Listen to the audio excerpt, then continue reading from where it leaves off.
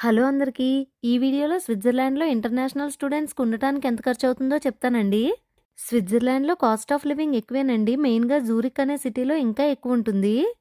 నేనిక్కడ అయ్యే ఖర్చుని స్విస్ ఫ్రాంక్స్‌లో చెప్తాను. 1 స్విస్ ఫ్రాంక్ అంటే ఇంచుమించుగా 93 ఇండియన్ రూపీస్ అండి.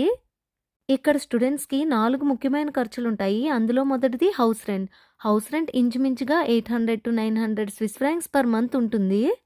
రెండవది ఫుడ్. ఇక్కడ ఫుడ్‌కి సుమారుగా 500 స్విస్ ఫ్రాంక్స్ పర్ మంత్ ఖర్చవుతుందండి. మనం జాగ్రత్తగా ఉంటే అదే రెస్టారెంట్స్‌కి అది వెళ్తే కొంచెం ఎక్కువే ఖర్చవుతుంది.